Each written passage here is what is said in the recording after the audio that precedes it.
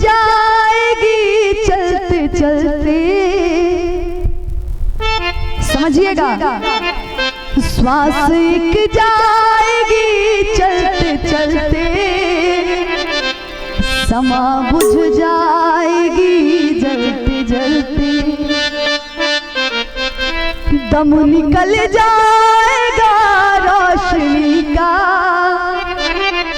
साथ देती नहीं है किसी का,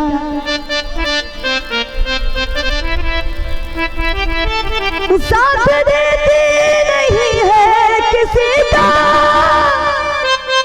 साथ देती नहीं है किसी का,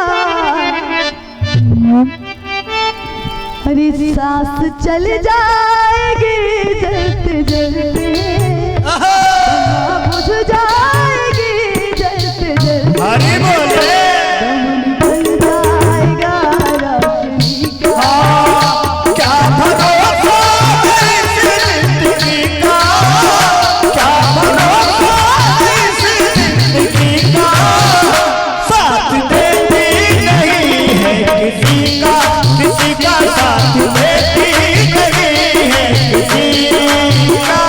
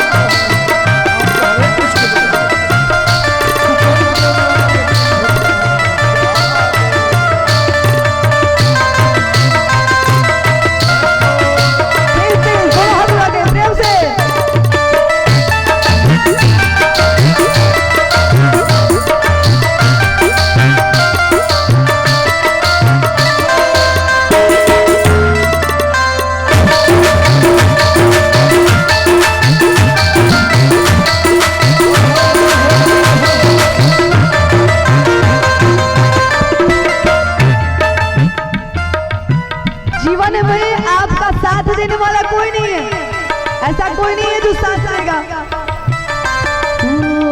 जिंदगी एक किराए का घर है, किराए का घर है, बदलना पड़ेगा,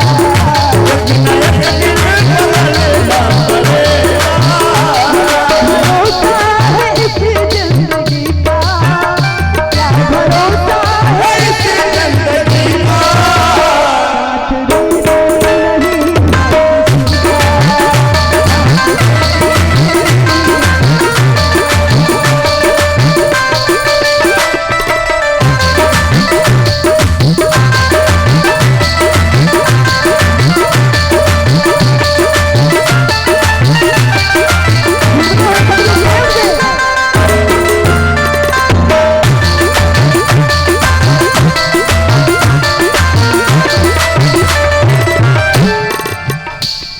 नहीं देखो, ये सांस हमें जो मिला है ना, बड़ी मुश्किल से मिला है। एक सेठ जी थे जो सांसों के प्रति बड़ा उदार थे। सेठ जी महाराज सोचते रहते कि बड़ी बड़ी कोठी, बड़ी बड़ी बिल्डिंग में अपने बालकों के लिए तैयार किया वो बालक सेवा करेंगे। लेकिन सेठ जी को एक दिन नारद जी ने क्या समझाया, ओ सांस रुक जाएगी चलते चलते, सांस रुक जाएगी चलते चलते,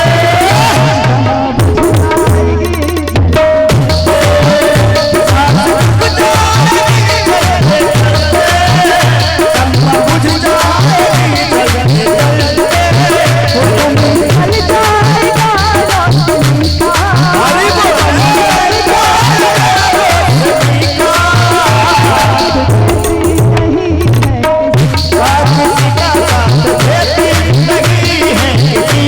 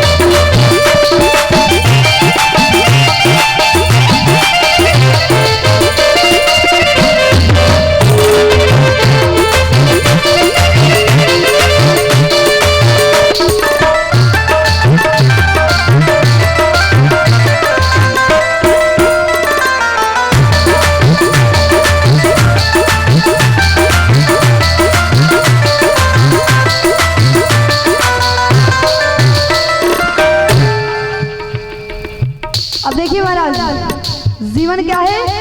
वो एक नाव है जो कि उस पार से इधर आती है और इस पार से उधर जाती है। साधक ने कहा कि जीवन में सब है। सेठ जी जो थे महाराज, उनको पुत्रों पर बड़ा अहंकार था। नारद जी ने सेठ जी से कहा कि बताओ तुम्हारे बेटा बेटी तुम्हारे काम आएंगे? बोले हाँ हाँ बिल्कुल काम आएंगे। बोले हाँ हाँ बिल्कुल काम आएंगे। कैसे काम आएंगे महाराज? किसी के औलाद आज तक किसी के उतने समय तक काम आए जो आपके आने। सेठ जी ने कहा परीक्षा ले लो। नारद जी कहे कि ठीक है परीक्षा लेता हूँ, तुम इस सैया पे सो जाओ, मृत्यु के सैया पर, और सो करके कहो तुम हृदय से अपने श्वास को बंद कर लो। मैं तुम्हारे पुत्रों के पास जाता हूँ, पुत्रों से कहूंगा कि तुम्हारे पिता मर गए, फिर वो देखना वो क्या करते हैं, फिर देखना वो क्या करते हैं। वो सांस लेती नहीं है किसी का साथ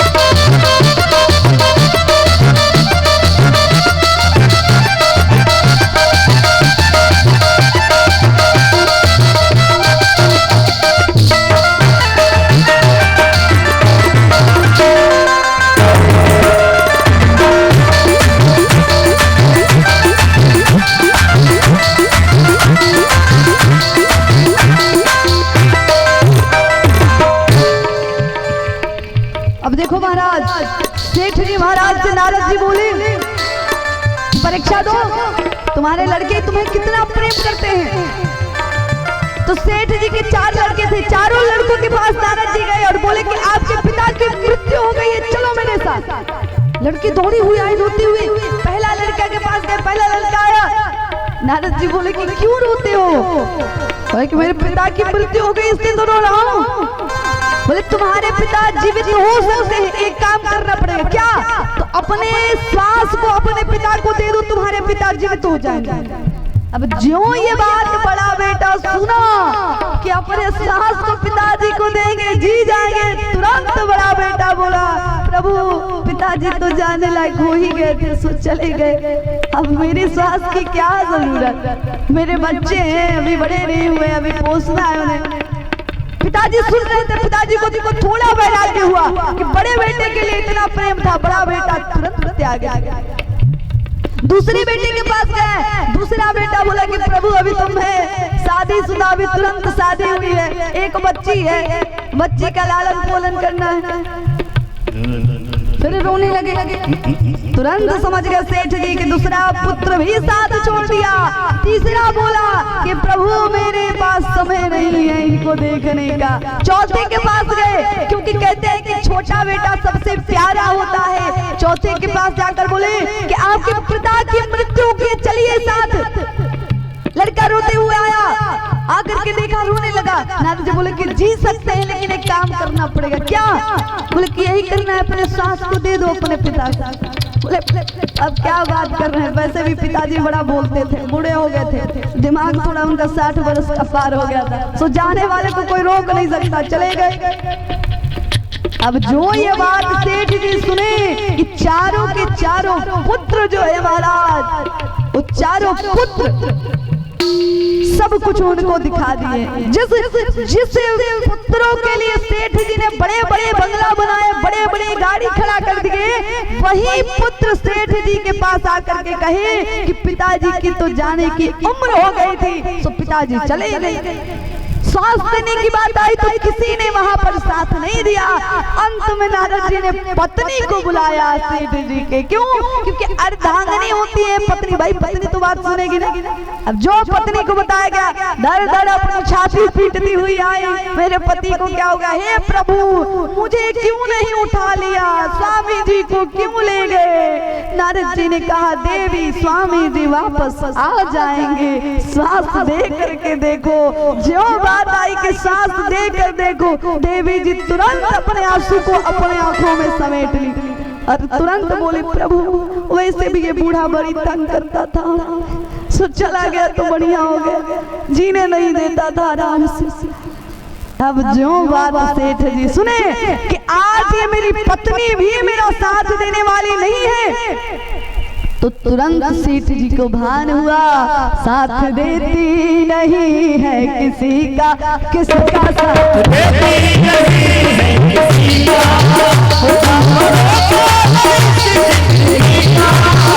साथ देती नहीं है किसी